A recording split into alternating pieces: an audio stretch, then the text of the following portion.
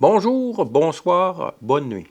Bienvenue à la chaîne YouTube Vivre avec le Créateur ou La Vie d'en haut pour la 69e vidéo. Les passages de la Bible non référés sont tirés de la version Louis II 1910. Le sujet d'aujourd'hui, le pain de vie.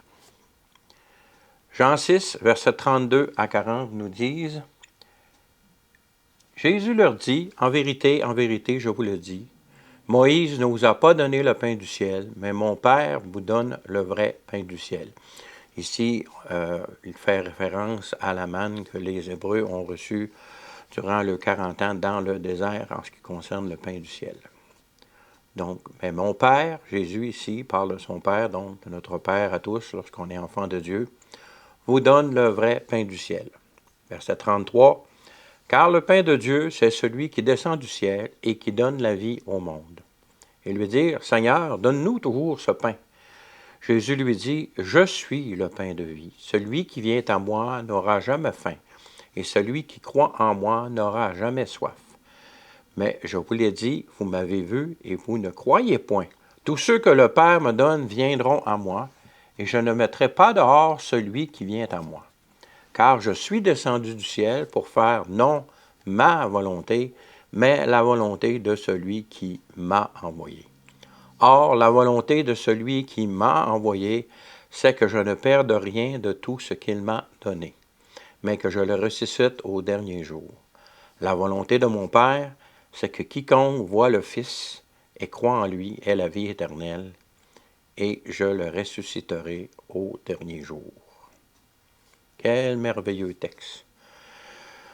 Jésus a bien mentionné qu'il n'est pas venu pour faire sa volonté, mais la volonté de celui qui l'a envoyé. Je dois souligner ici que tout enfant de Dieu qui donne sa vie au Père en échange de celle de la vie de Christ Jésus, sa vie parfaite, nous devons avoir le même sentiment de faire la volonté de celui qui nous a rejetés et non pas notre volonté. Le Christ Jésus, le pain de la vie éternelle, qui a en lui la résurrection pour quiconque croit au Fils, selon la volonté éternelle du Père.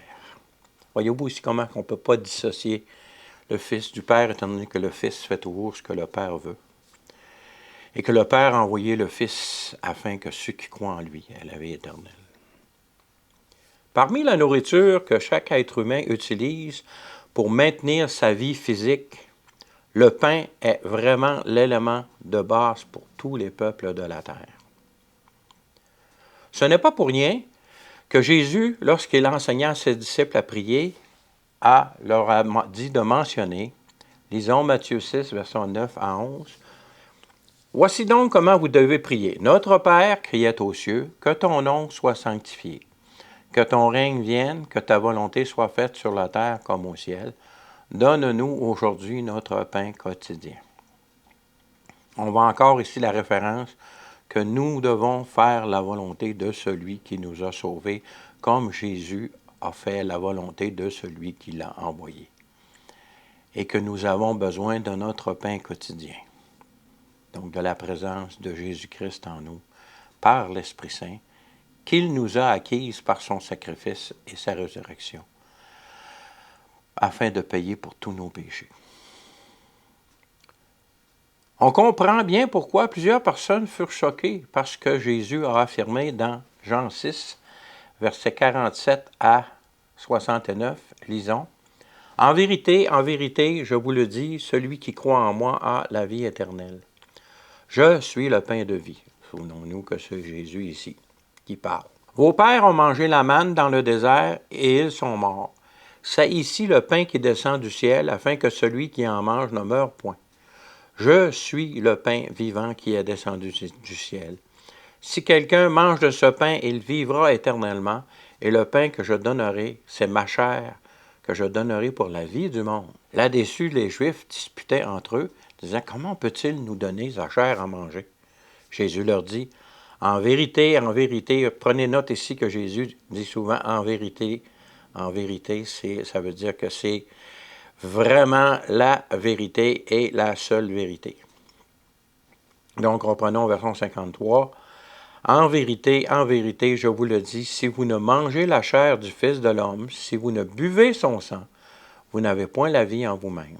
Celui qui mange ma chair et qui boit mon sang a la vie éternelle, et je le ressusciterai au dernier jour. Car ma chair est vraiment une nourriture et mon sang est vraiment un breuvage. Celui qui mange ma chair et qui boit mon sang demeure en moi, et je demeure en lui. Comme le Père qui est vivant m'a envoyé, et que je vis par le Père, ainsi celui qui me mange vivra par moi. C'est ici le pain descendu du ciel. Il n'en est pas comme de vos pères qui ont mangé la manne, qui sont morts. Celui qui mange ce pain vivra éternellement. Jésus dit ces choses dans la synagogue enseignant à Capernaum. Capernaum, c'est une ville qui était au centre des routes principales de l'époque. Donc, tout ce qui se disait, ce qui s'enseignait à Capernaum était répandu aux extrémités de la terre connue à ce moment-là, étant donné que ceux qui allaient vers l'est, de l'ouest, et ceux qui allaient vers l'ouest, de l'est, passaient par Capernaum. C'est à cet endroit-là que c'est Matthieu, je pense, qui était collecteur d'impôts, habitait, donc il faisait beaucoup, beaucoup d'argent. Reprenons au verset 60. Plusieurs de ses disciples, après l'avoir entendu, dirent « Cette parole est dure, qui peut l'écouter ?» Jésus, sachant en lui-même que ses disciples murmuraient à ce sujet, leur dit « Cela vous scandalise-t-il?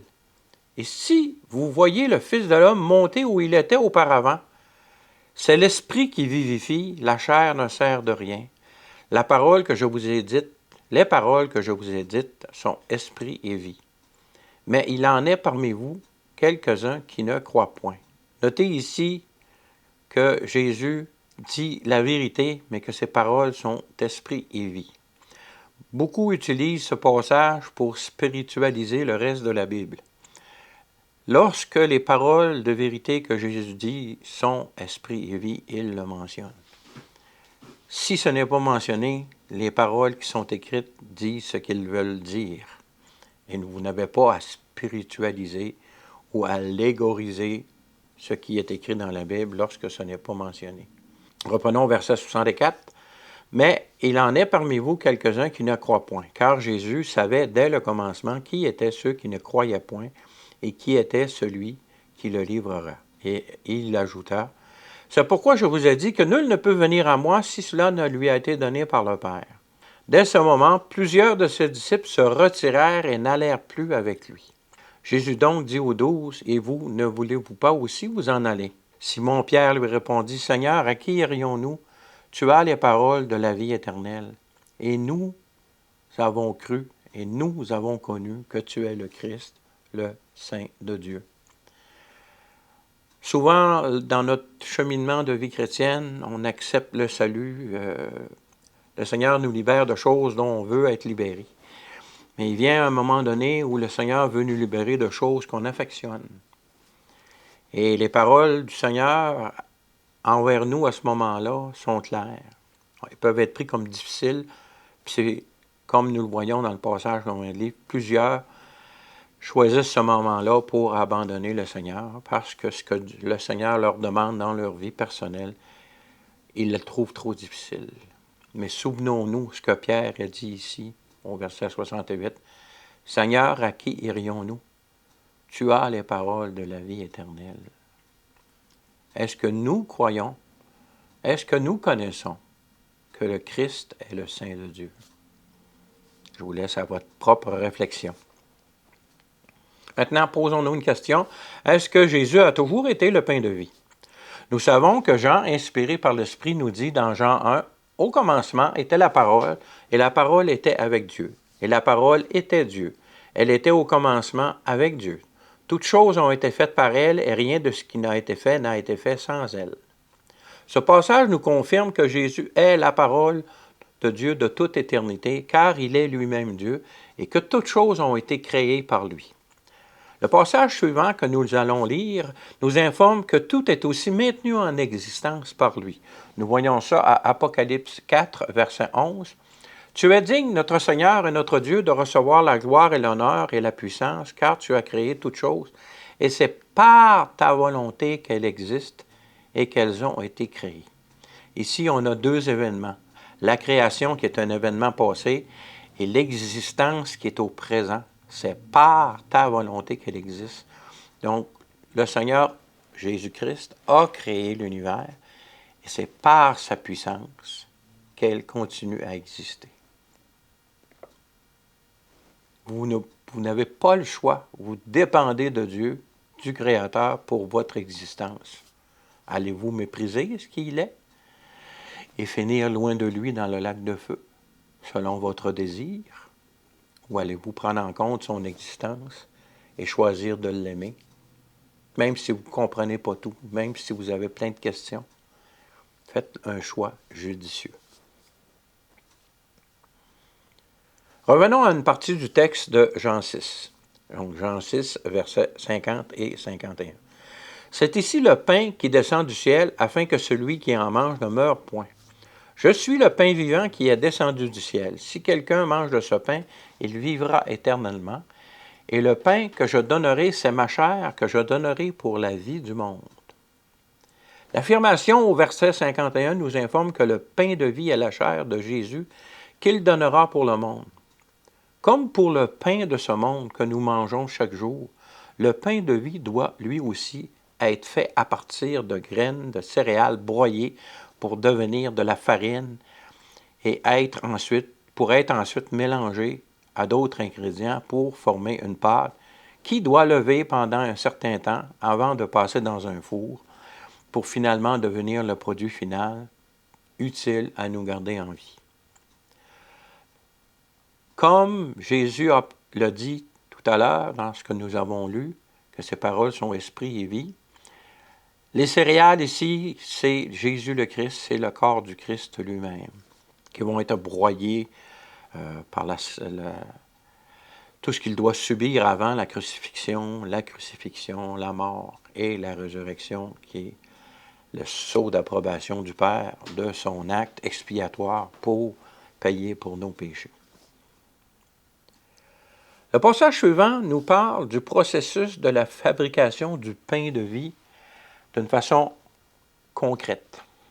Allons dans Ésaïe 53, versets 1 à 12. « Qui a cru à ce qui nous était annoncé? Qui a reconnu le bras de l'Éternel? Il s'est élevé devant lui comme une faible plante, comme un rejeton qui sort d'une terre desséchée.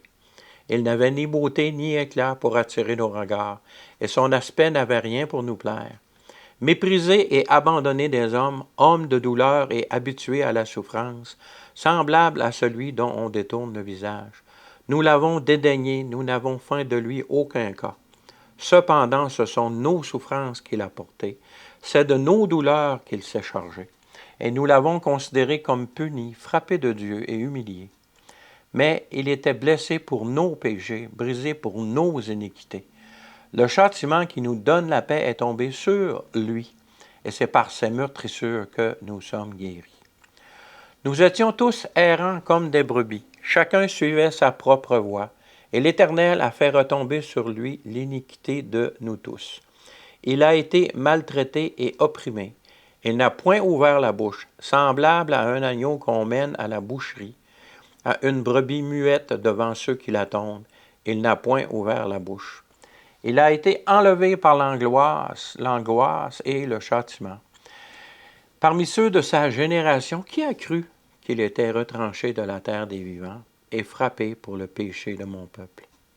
On a mis son sépulcre parmi les méchants, son tombeau avec le riche, quoiqu'il n'eût point commis de violence et qu'il n'y eût point de fraude dans sa bouche. Il a plu à l'Éternel de le briser par la souffrance. Ce verset-là ici est important. Il a plu à l'Éternel de le briser par la souffrance. Ce que Jésus a vécu avant sa crucifixion, à sa crucifixion, c'est l'Éternel qui l'a brisé, c'est la colère de l'Éternel qui est tombée sur lui, afin qu'il puisse payer pour nos péchés. Christ a déjà souffert la colère de Dieu à la croix, et il en est sorti victorieux, comme sa résurrection le prouve. Continuons, reprenons le verset 10. « Il a plu à l'Éternel de le briser par la souffrance. Après avoir livré sa vie en sacrifice pour le péché, c'est de sa propre volonté que Jésus est venu. Il verra une postérité et prolongera ses jours. Il est ressuscité. Et l'œuvre de l'Éternel prospérera entre ses mains pour l'éternité. Ce n'est pas écrit pour l'éternité, mais nous savons que c'est pour l'éternité. À cause du travail de son âme, Jésus était esprit, âme et corps, tout comme nous le sommes. Il rassasiera ses regards. Par sa connaissance, mon serviteur juste justifiera beaucoup d'hommes, et il se chargera de leur iniquité. Souvenons-nous qu'il est écrit, « Celui qui croit au Fils a la vie, celui qui ne croit pas au Fils demeure dans ses péchés. » Verset 12. « C'est pourquoi je lui donnerai sa part avec les grands. Il sera le roi des rois, le Seigneur des seigneurs, pour l'éternité. Il partagera le butin avec les puissants, parce qu'il s'est livré lui-même à la mort et qu'il a été mis au nombre des malfaiteurs, parce qu'il a porté les péchés de beaucoup d'hommes et qu'il a intercédé pour les coupables. » Imaginez-vous que le Seigneur, dans ses souffrances, a intercédé.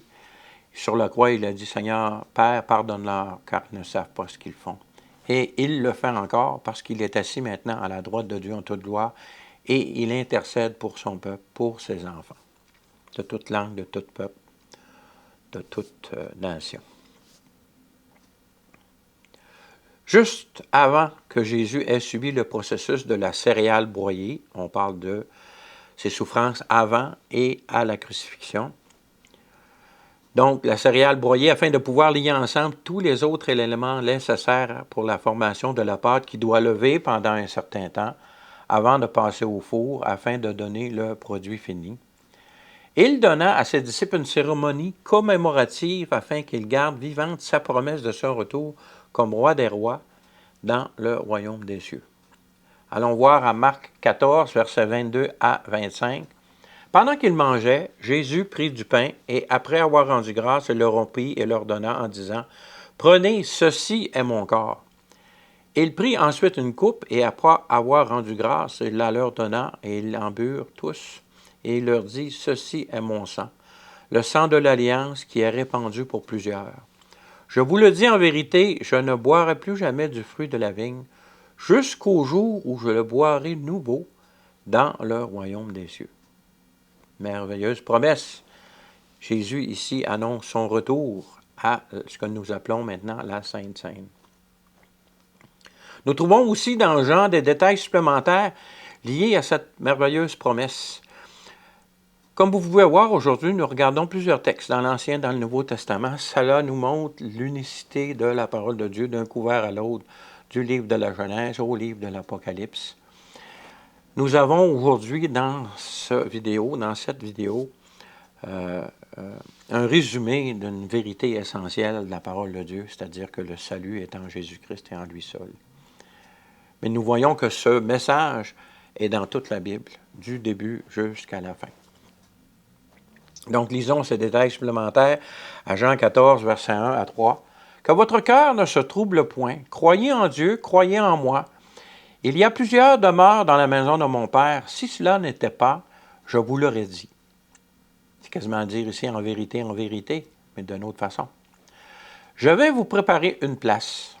Et lorsque je m'en serai allé et que je vous aurai préparé une place, je reviendrai et je vous prendrai avec moi, afin que là où je suis, vous y soyez aussi. » Tout ce processus du pain de vie en formation, en création, de son début à sa fin, est déjà préfiguré dans les fêtes de l'Éternel qu'il donna à son peuple Israël lorsqu'il est sorti d'Égypte. Nous voyons encore ici que le plan de Dieu n'est pas d'hier et que beaucoup de gens ils disent « Ah, tel concept vient des années 1800, d'une certaine personne qui a commencé à en parler. Avant ça, on en avait entendu parler. » Bien, nous voyons que le plan de Dieu est prévu de toute génération. Avant même qu'il crée le monde, son plan de Dieu existait. Et nous avons des belles images ici du plan de Dieu dans les fêtes de l'Éternel. Lisons Lévitique 23, versets 4 à 12. « Voici les fêtes de l'Éternel, les saintes convocations que vous publierez à leur temps fixé. » J'insiste ici sur le concept de temps fixé. Dieu a des temps. Indépendamment de ce que les humains font, de qui que ce soit, Dieu a des temps donnés qu'il a décidés en toute autorité divine qu'il a, étant donné qu'il est le Créateur. Donc, reprenons verset 4 pour avoir une bonne continuité dans le texte. « Voici les fêtes de l'Éternel, les saintes convocations que vous publierez à leur temps fixé. Le premier mois, le 14e jour du mois, entre les 2 soirs, ce sera la Pâque de l'Éternel. Et le 15e jour de ce mois, ce sera la fête des pains sans levain, en l'honneur de l'Éternel. Vous mangerez pendant 7 jours des pains sans levain. Le premier jour, vous aurez une sainte convocation, vous ne ferez aucune œuvre servile. » Si on regarde en détail ici, le 14e jour, Jésus a été crucifié. Le 15e jour, le soir, c'était le repas pascal avec le pain sans levain, qui est le premier jour, qui est une sainte convocation. Donc, on peut l'appeler d'une autre façon, c'est un sabbat. Donc, lorsque Jésus a été crucifié, le soir, c'était le début de la journée, la première journée des séjours des pains sans levain. Donc, c'était un sabbat annuel. Non pas, il y a le sabbat à toutes les semaines, mais il y a eu ce sabbat-là, qui est une sainte convocation. Vous ne ferez aucune œuvre servile. C'est comme ça qu'on voit que c'est un sabbat. Donc, continuons au verset 8. « Vous offrirez à l'Éternel pendant ces jours des sacrifices consumés par le feu. Le 7e jour, il y aura une sainte convocation. Vous ne ferez aucune œuvre servile. » Donc, pendant les 7 jours des pains sans levain, la première et la dernière journée sont des sabbats annuels. Donc, sont des convocations, des saintes convocations. Verset 9. « L'Éternel parla à Moïse et dit, « Parle aux enfants d'Israël et tu leur diras, quand vous serez entrés dans le pays que je vous donne, et que vous y ferez la moisson, vous apporterez au sacrificateur une gerbe, prémisse de votre moisson. Il agitera de côté et d'autre la gerbe devant l'Éternel, afin qu'elle soit agréée. Le sacrificateur l'agitera de côté et d'autre le lendemain du sabbat. » Donc ici, on voit que le lendemain du sabbat, la gerbe doit être agitée devant l'Éternel. Donc, la première gerbe de la première moisson. De quel sabbat il s'agit ici? Si nous regardons les enseignements que j'ai dans certaines vidéos précédentes, Jésus a été crucifié. Le soir, c'était le premier jour des pains sans levain. C'était un sabbat. Mais c'était comme le mercredi soir. Il y a eu le jeudi, à commencer au coucher du soleil, qui était une journée normale. Et le vendredi soir, il y avait un autre sabbat qui commençait, le sabbat de semaine. Et c'est au lendemain de ce sabbat-là que la gerbe devait être agitée. Donc, le premier jour de la semaine après le sabbat de semaine qui suivait le sabbat du premier jour des pains sans levain. Donc, le premier jour de la semaine. Donc, je reprends au verset 11. « Il ajoutera de côté et d'autre la gerbe devant l'Éternel afin qu'elle soit agréée. Le sacrificateur l'ajoutera de côté et d'autre le lendemain du sabbat. Le jour où vous agiterez la gerbe, vous offrirez en holocauste à l'Éternel un agneau d'1 an sans défaut. » Tout enfant de Dieu comprend que Jésus est l'agneau immolé et qu'il est aussi la base de la farine qui lie ensemble le pain de vie, qu'est la gerbe agitée devant l'Éternel au jour de sa résurrection. Nous voyons ça dans Jean 20, l'histoire débute au verset 1, Jean 20, 1. Le premier jour de la semaine, donc le lendemain du sabbat de semaine, Marie de Magdala se rendit au sépulcre dès le matin, comme il faisait encore obscur. Elle vit que la pierre avait été ôtée du sépulcre. On saute certains versets, on reprend en Jean 20, verset 11. Cependant, Marie se tenait dehors près du sépulcre et pleurait. Comme elle pleurait, elle se baissa pour regarder dans le sépulcre. Et elle vit 2 anges vêtus de blanc assis à la place où avait été couché le corps de Jésus, l'un à la tête, l'autre aux pieds. Ils lui dirent, « Femme, pourquoi pleures-tu? » Elle leur répondit, « Parce qu'ils ont enlevé mon Seigneur, et je ne sais où ils l'ont mis. » En disant cela, elle se retourna, elle vit Jésus debout, mais elle ne savait pas que c'était Jésus. Jésus lui dit, « Femme, pourquoi pleures-tu? Qui cherches-tu? » Elle, pensant que c'était le jardinier, lui dit, « Seigneur, si c'est toi qui l'as emporté, Dis-moi où tu l'as mis et je le prendrai. Jésus lui dit, Marie. Elle se retourna et lui dit, en hébreu, Rabboni, c'est-à-dire maître. Jésus lui dit, ne me touche pas, car je ne suis pas encore monté vers mon Père. Mais va trouver mes frères et dis-leur que je monte vers mon Père et votre Père, vers mon Dieu et votre Dieu.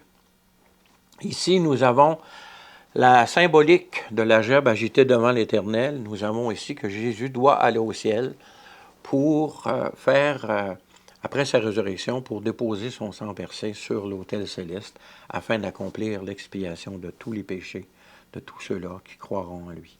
C'est bon pour tous les humains, mais certains humains n'accepteront pas ce travail que Jésus a fait pour eux. Donc, ils devront eux-mêmes payer pour leurs propres péchés. Donc, agitation de la gerbe, Jésus doit monter au ciel. Le processus de ce pain de vie se termine à la prochaine fête de l'Éternel. Lévitique 23, versets 15 à 17 nous disent « Depuis le lendemain du sabbat du jour où vous apporterez la gerbe pour être agitée de côté et d'autre, vous compterez 7 semaines entières. » Donc, on parle du dimanche de la résurrection, le premier jour de la semaine. Donc, 7 semaines après, on compte 7 semaines, ça fait 49 jours. Donc, le lendemain de ce sabbat-là, bon, au sabbat, ça fait 49 jours. Le lendemain, c'est encore un premier jour de semaine et c'est le 50e jour. C'est ce qu'on voit au verset 16. Vous compterez 50 jours jusqu'au lendemain du 7e sabbat et vous ferez à l'Éternel une offrande nouvelle.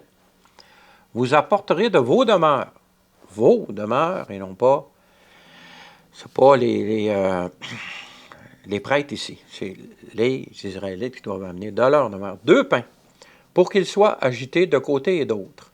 Ils seront faits avec 2 dixièmes de fleur de farine et cuits avec du levain. Ce sont les prémices de l'Éternel.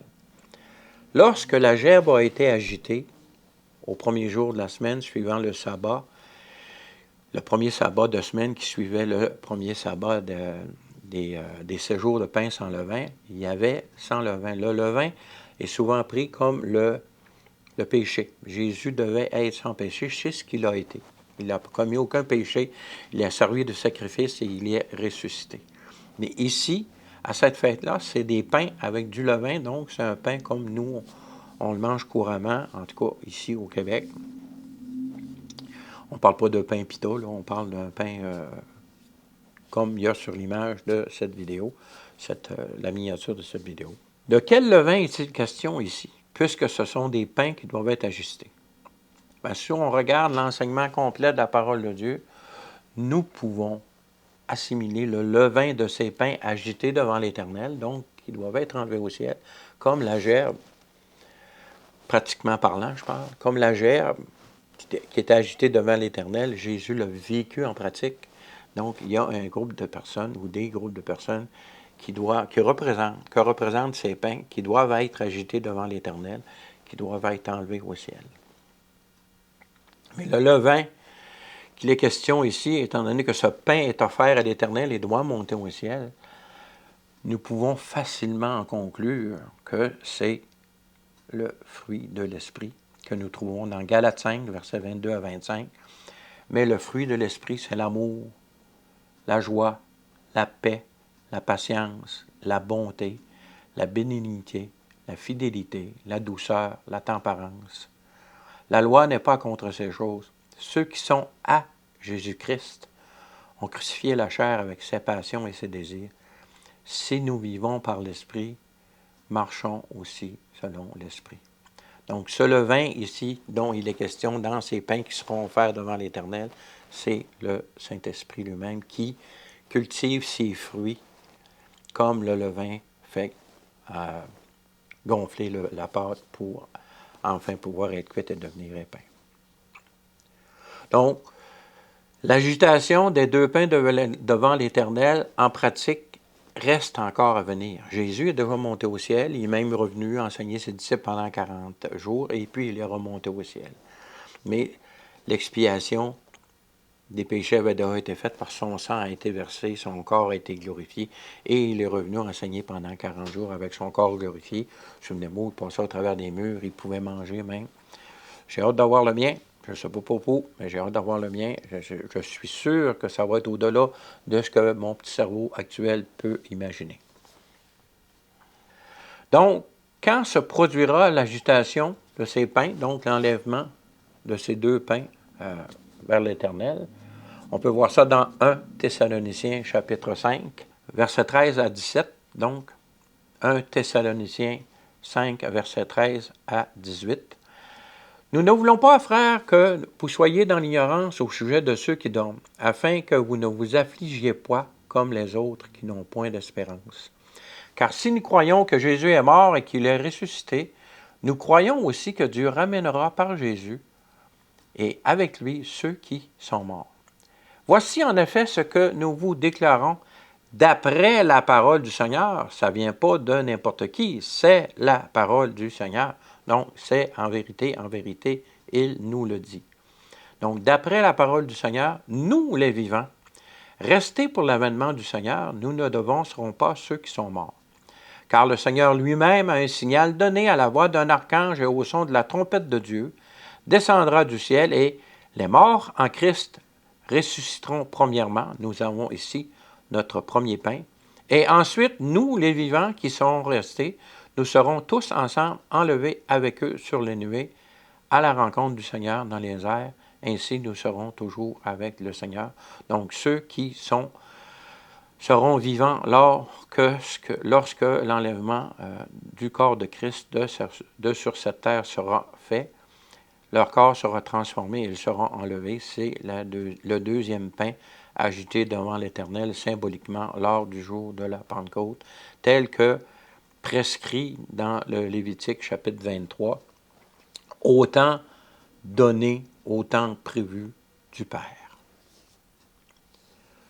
Donc, verset 18, « Consolez-vous donc les uns les autres par ces paroles. » Comme Jésus a été enlevé au ciel au jour de la résurrection, à l'image de la gerbe agitée devant l'Éternel, ainsi les deux pains agités devant l'Éternel est l'image des morts en Christ en premier et ensuite des vivants transformés qui participeront à l'enlèvement de l'Église pour aller habiter dans la maison du Père, tel que nous avons lu, que nous relisons, Jean 14, versets 1 à 3, « Que votre cœur ne se trouble point. Croyez en Dieu, croyez en moi. Il y a plusieurs demeures dans la maison de mon Père. Si cela n'était pas, je vous l'aurais dit. Je vais vous préparer une place. Et lorsque je m'en serai allé et que vous aurez préparé une place, je reviendrai et je vous prendrai avec moi afin que là où je suis, vous y soyez aussi. » En conclusion, avant même la fondation du monde, le Créateur avait un plan pour l'éradication complète du péché dans sa création par son Fils Jésus le Christ. Ce plan est limité à 7000 ans, comme nous l'avons vu dans des vidéos précédentes. Le salut est en Jésus seul, et son épouse, tirée de son corps, l'Église, sera enlevée au moment prévu par le Père, selon ce que nous avons vu dans l'ordre du déroulement des fêtes de l'Éternel donné au peuple d'Israël lorsqu'il sortit d'Égypte. Souvenons-nous que le peuple d'Israël aussi est l'héritage du Père pour l'éternité. Cela est mentionné à plusieurs reprises dans l'Ancien Testament. Donc, le temps est donc limité et votre chance de profiter des bontés du Créateur est pendant que vous êtes vivant. Tant que vous êtes vivant, vous avez la possibilité de vous reconnaître comme pécheur, de vous repentir de vos péchés et d'accepter la vie de Jésus, la vie parfaite de Jésus sans péché, en échange de votre vie de pécheur, ce qui vous donne le statut d'enfant de Dieu, et l'Esprit vient et crée en vous la nouvelle naissance et fait de vous cet enfant de Dieu. Le plan de Dieu dépend de lui et de lui seul. Il est limité dans le temps. Les choses arriveront au temps prévu par Dieu qu'il a décidé de toute éternité. Vous avez la liberté de choisir parce qu'il vous a attribué cette liberté. Puis cette liberté de choisir est limitée pendant votre vie, pendant le temps de l'accomplissement du mystère de l'iniquité, c'est-à-dire de la période que Dieu a choisie pour éliminer le péché de sa création. Le Créateur vous aime et vous ouvre grand les bras. Qu'allez-vous en faire? Sur ce, je vous dis, soyez bénis. À la prochaine, si Dieu le veut.